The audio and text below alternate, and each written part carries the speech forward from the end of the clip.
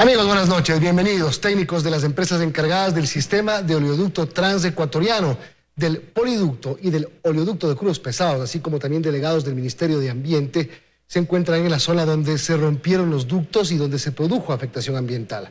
Además, la refinería de Esmeralda sufrió una paralización. Empezamos 24 horas. Debido a la rotura de las 3 tuberías que transportaban petróleo en la Amazonía, lo que causó el derrame de hidrocarburos en el río Coca, equipos de trabajo de Petroecuador, de la empresa privada OCP y del Ministerio de Ambiente se ocupan en distintos frentes. Según información del Ministerio de Energía y Recursos Naturales No Renovables, 6 equipos de Petroecuador y OCP trabajan en la contención del derrame y colocaron barreras para controlar el fluido a la toma de captación de agua potable del Coca. Además, otras barreras en la entrada de la laguna de Limoncocha. La empresa privada OCP informó también que trabaja con Petroecuador en reemplazar la tubería en una ruta alternativa. Vamos a hacer una revisión del punto de control en la casa de máquinas de Coca Sinclair y el tercer punto a la comunidad de Gachino para ver si hay alguna afectación al momento en el suministro de agua potable. Asimismo, aseguran la dotación de agua potable para la población aledaña. Y agua envasada al Coca y también a las poblaciones que están cercanas y los afluentes al río. Las empresas preparan un informe ambiental previo a proceder con la remediación. Según informan, ahora mismo coordinan las 2 empresas acciones de limpieza en las riberas de los ríos afectados, el río Coca y Quijos. Por su parte, el ministro de Ambiente, que está en Guayaquil trabajando frente a la situación de emergencia por el COVID, envió a la zona al viceministro y al subsecretario de Calidad. Además, mediante un comunicado dispuso una reunión virtual para este jueves a las 14 horas con el fin de atender la emergencia ambiental.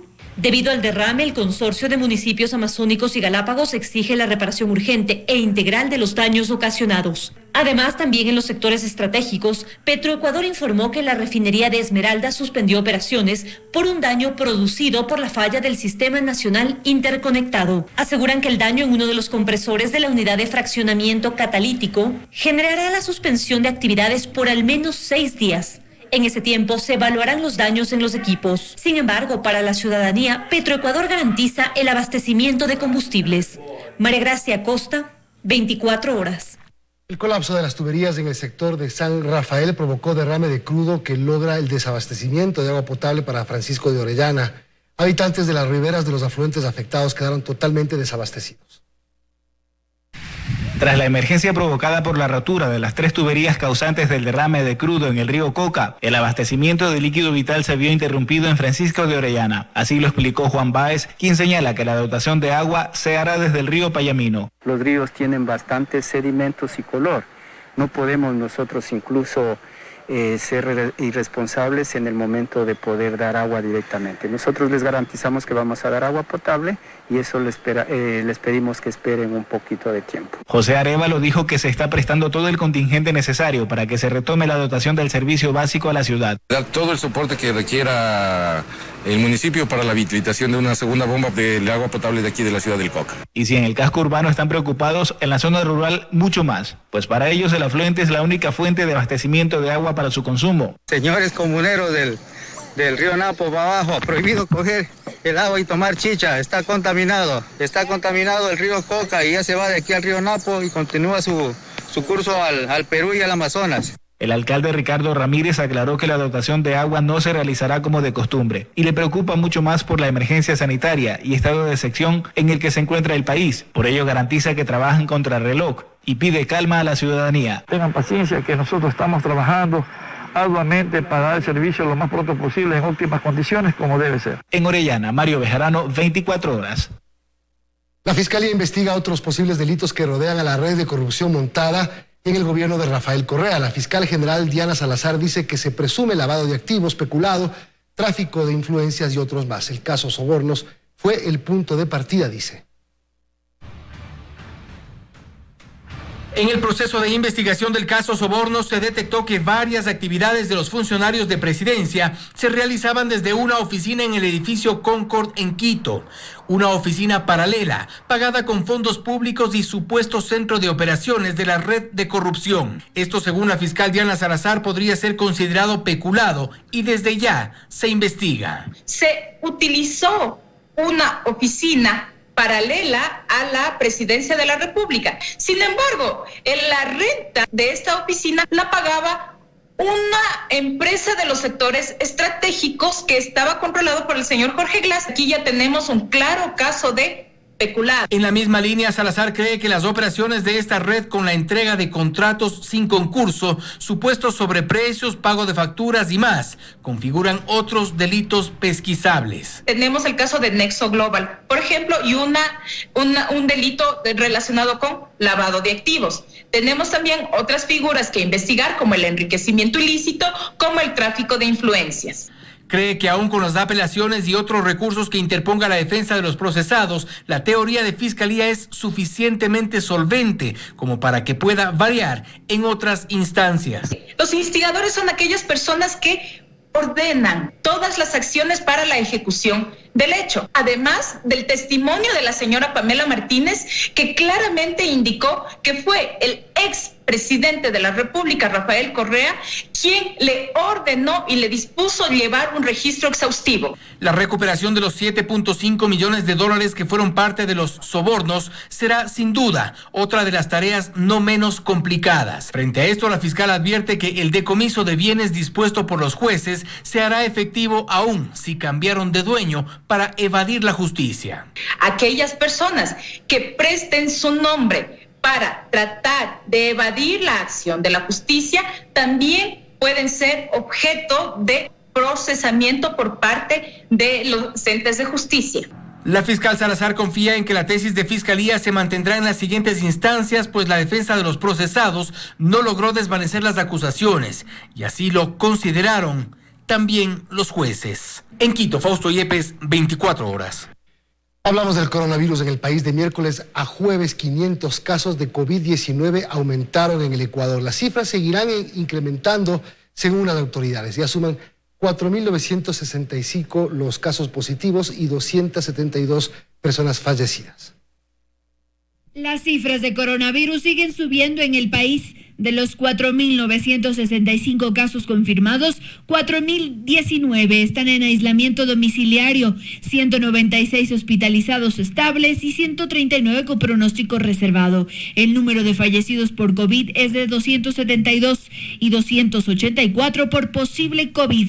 El incremento se debe al aumento de las muestras, que hasta el momento son de 19.102 pruebas.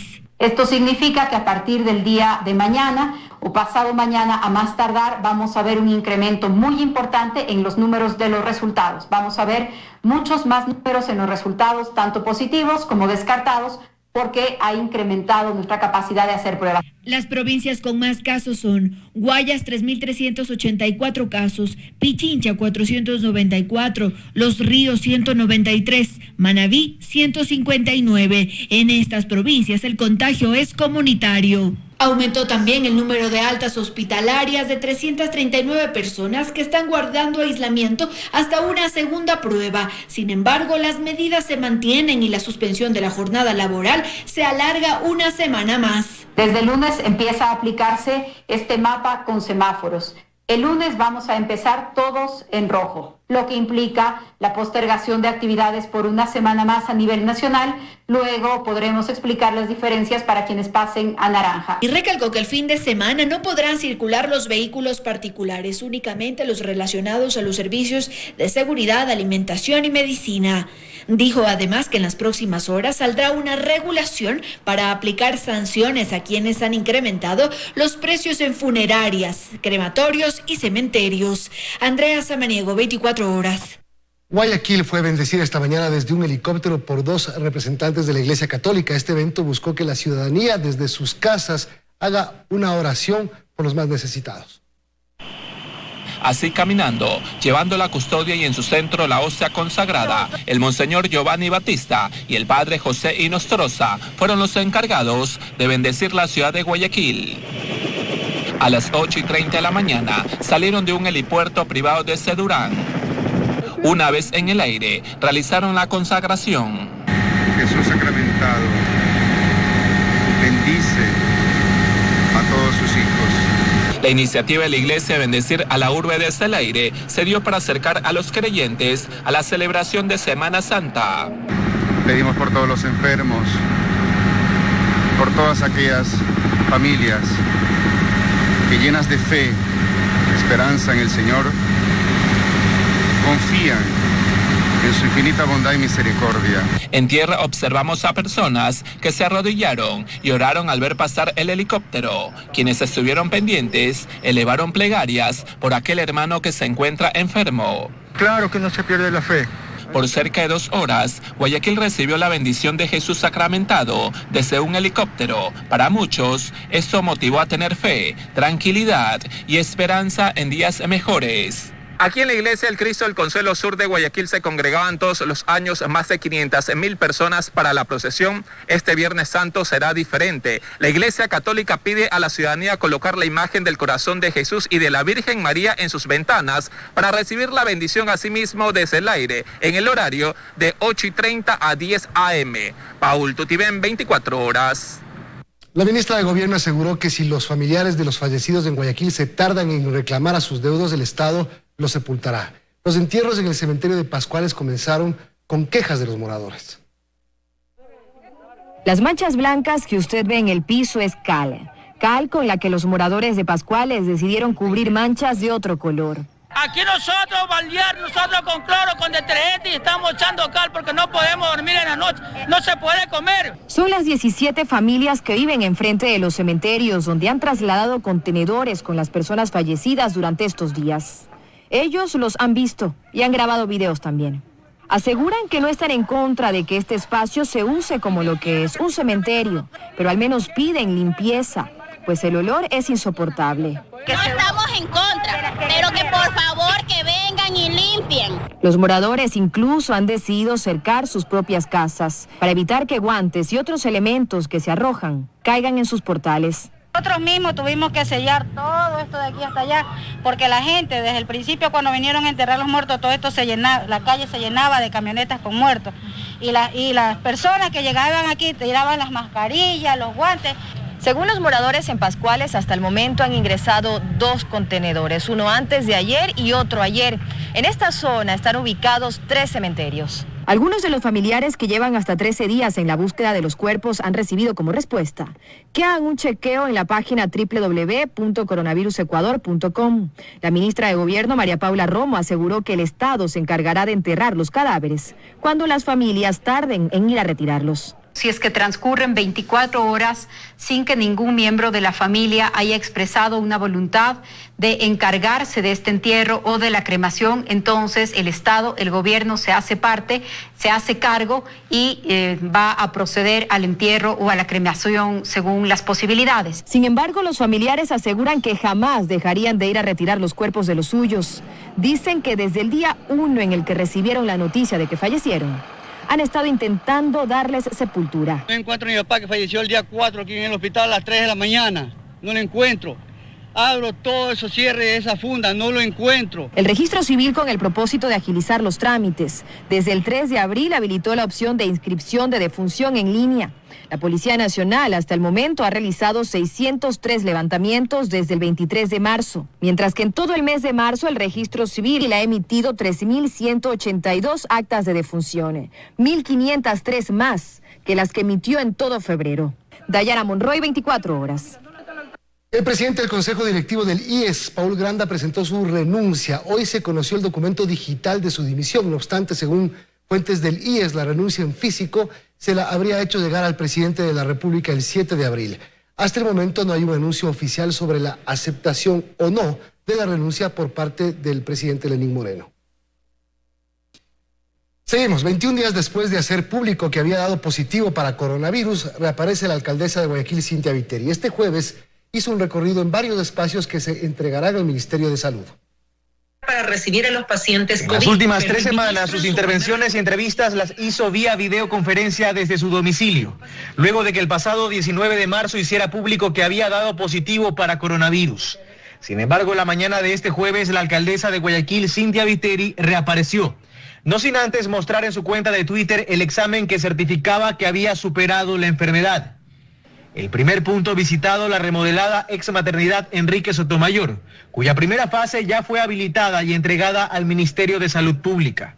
Quiero que este hospital sirva para proteger a nuestros ancianos para que las mujeres embarazadas puedan dar a luz aquí sin peligro de que ellos, sus hijos se contagien, y para otras dolencias como corazón, como diálisis, que no se pueden hacer en otros hospitales.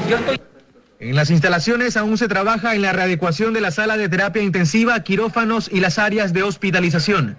Viteria anunció que se encuentra gestionando la importación de varios equipos y medicina para combatir la pandemia. Estoy trayendo del exterior respiradores UCI, respiradores personales, estamos comprando oxígeno, estoy trayendo 50.000 pruebas moleculares que son 100% efectivas.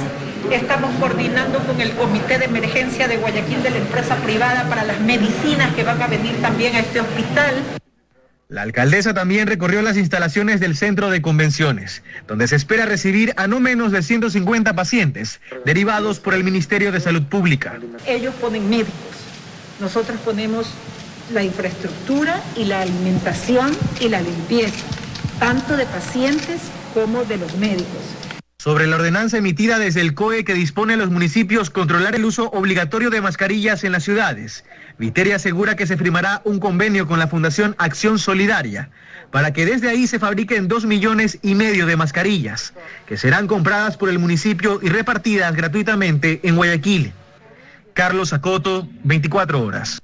Varios vehículos, motocicletas y hasta camiones fueron retenidos este jueves en Guayaquil por incumplir las medidas de restricción vehicular. Además, se detectaron varios casos de falsificación de salvoconductos. En total, 40 conductores fueron sancionados.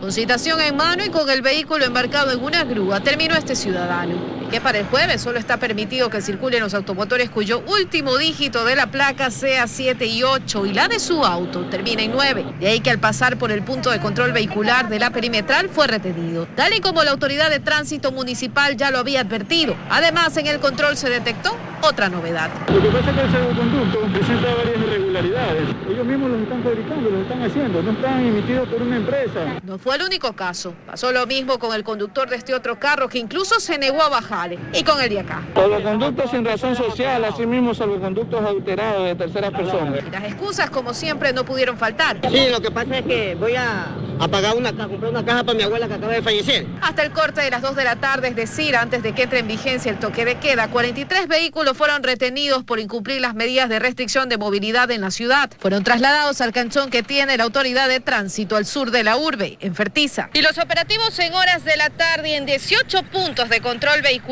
distribuidos en toda la ciudad continuaron, por lo que la cifra habría aumentado. Ahora el vehículo, lógicamente, por esta primera vez lo vamos a tener 7 días. Y como la retención del vehículo no exime al conductor de la sanción pecuniaria por infracción cometida, los $200 de multa le serán cobrados. Además, tendrán que pagar el remolque, tendrán que pagar los días de guardianía. 9 puntos a la licencia de conducir también le serán descontados si reincide. La multa es el doble, la reducción de puntos es el doble y el vehículo se queda hasta que termine la emergencia. Son decisiones que debió tomar el Comité de Operaciones de Emergencia ante la poca voluntad de los ciudadanos de acogerse a las medidas de restricción de movilidad que en el marco de la emergencia sanitaria y el estado de excepción que rige en la actualidad se tomaron con anterioridad. Luisa María Heredia, 24 horas. Vamos justamente con Luisa María Heredia, quien está en el puente de la Unidad Nacional en Guayaquil en vivo. Luisa, buenas noches. Cuéntanos del ambiente a esta hora. Muy buenas noches, así es, estamos justo a la salida del puente de la Unidad Nacional, es el ingreso a Guayaquil si se viene pues desde San Borondón y desde Durán, precisamente los 3 cantones con mayor cantidad de casos de COVID-19 de la provincia. Una vía de bastante concurrencia vehicular donde militares, policías y agentes de tránsito permanecen las 24 horas del día haciendo pues su tarea de control. A esta hora son las 20 horas con 40 minutos, como ustedes pueden ver, ejecutan los controles vehiculares con bastante rigurosidad, deteniendo la marcha de todos los automotores que pasan para solicitarle el respectivo salvoconducto.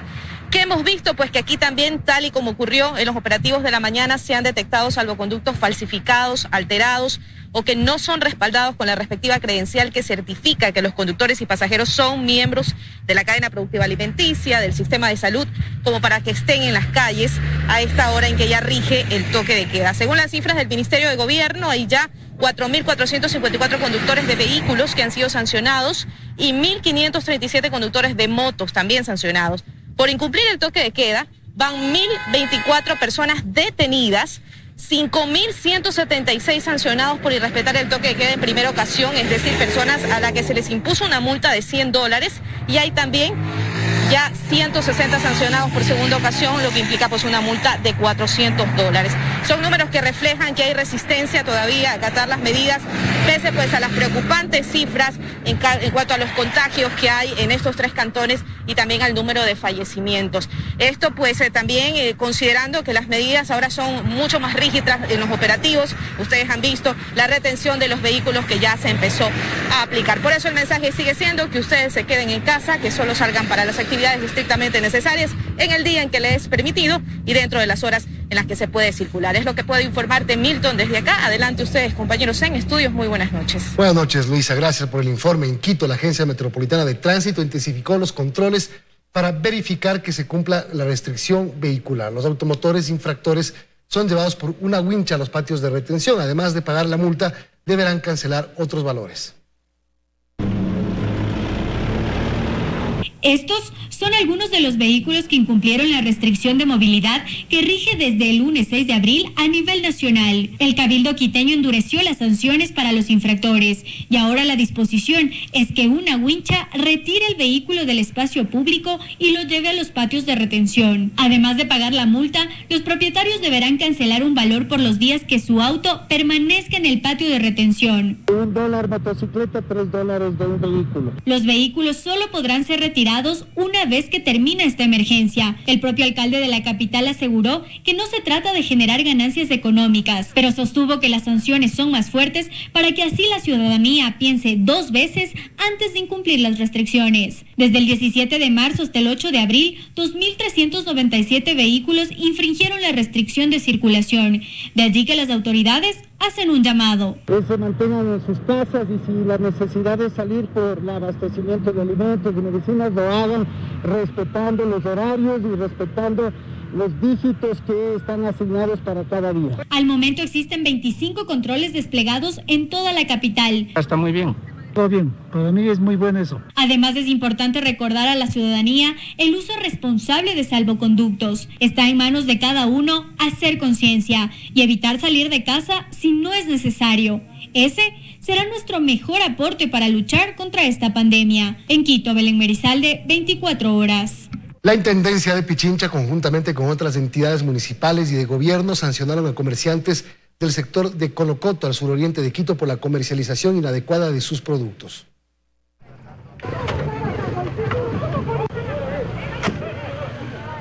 En medio de forcejeos, pequeños comerciantes del sector de Conocoto al oriente de Quito trataban de impedir que sus productos sean retirados por los agentes metropolitanos de control.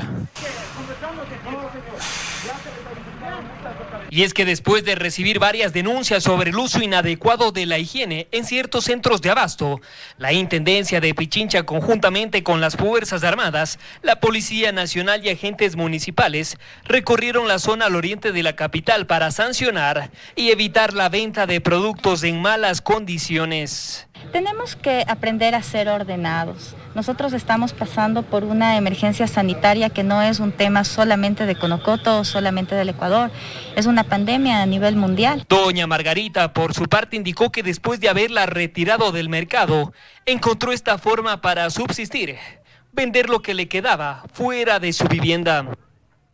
Pero no es justo que me devuelvan mi producto si yo vivo de eso. Antes de haberse realizado este operativo, la Intendencia socializó con los comerciantes sobre la manera adecuada de vender sus productos.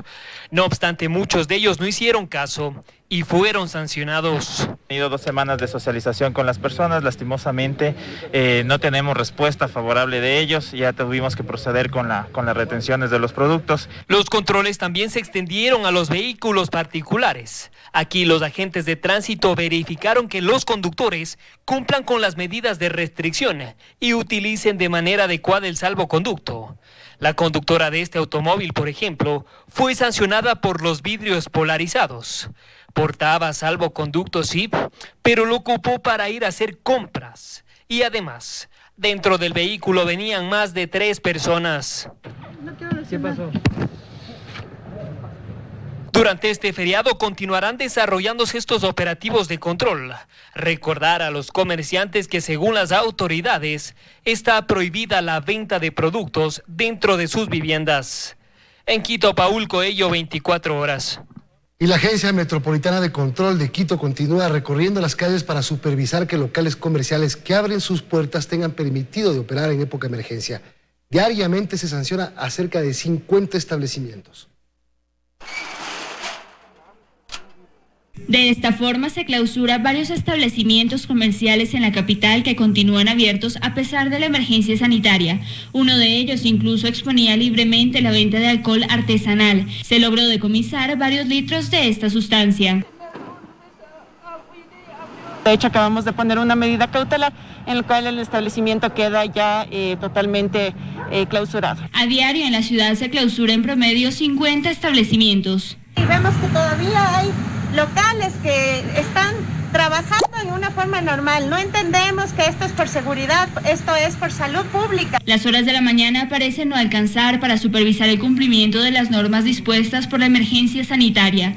En un corto trayecto por el barrio Caupicho, en el sur de la ciudad, se evidenció un taller de aluminio abierto, una peluquería e incluso una carpintería en donde se vendía fruta. Ustedes están que dan plata, dan comida.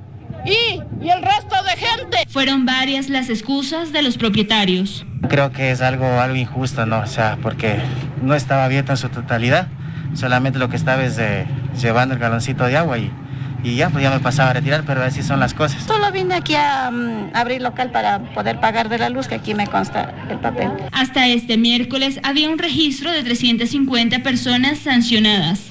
La sanción para los locales comerciales que abren sus puertas a pesar de la emergencia sanitaria y que no tienen permitido operar va de $400 a $6,000. Nuevamente el llamado de las autoridades es a permanecer en casa para poder vencer a esta pandemia. En Quito, Daniela Valencia, 24 horas. Más noticias. Del Ministerio de Economía informó el pasado 13 de abril que se pagó la remuneración de marzo a los servidores públicos del Ministerio de Salud, Policía, Fuerzas Armadas, Ministerio de Inclusión y a quienes se encuentran en Guayaquil, y que durante esta semana se iban a realizar los otros pagos priorizando educación. Sin embargo, varios servidores dicen que todavía no reciben su salario. Las denuncias llegan de varias provincias del país. La coordinadora de la Unión Nacional de Educadores sostiene que aún no se ha pagado el mes de marzo. En las provincias Cotopaxi, Chimborazo, Cañar, Azuay, Loja, Santo Domingo y una gran parte de la provincia de Pichincha. Los docentes universitarios también se quejan por la falta de pago. Cerca de 32,000 docentes que conformamos el sistema de educación superior, hasta la presente fecha no podemos tener acceso a la alimentación, por cuanto nuestros recursos que corresponden al mes de marzo no han sido cancelados. Que nosotros le pedimos al gobierno, por favor, que sea más sensible y ordene al Ministerio de Finanzas que nos cancelen los haberes que nos tienen pendientes. La presidenta de la Corte Nacional de Justicia, mediante este comunicado, pidió a la Judicatura que se asegure el pago de las remuneraciones a los servidores judiciales. Ante esto, la Judicatura contestó que la Dirección General de la institución realice las gestiones necesarias ante el Ministerio de Finanzas para que se pague a los servidores. En ese mismo sentido, la Asamblea confirmó que el pago de marzo no se ha realizado y que también ha solicitado al Ministerio de Finanzas el pago a los servidores públicos. El Ministerio de Finanzas priorizó el pago del salario a quienes están al frente de la emergencia sanitaria: el Ministerio de Salud, Policía Nacional, Fuerzas Armadas, Ministerio de Inclusión y a los funcionarios en Guayaquil. Así lo informaron en este comunicado el pasado 3 de abril, donde anunciaron que a inicio de esta semana, que ya mismo concluye, se iba a concretar estos pagos. Sin embargo, esto no es una realidad, según la Confederación de Servidores Públicos.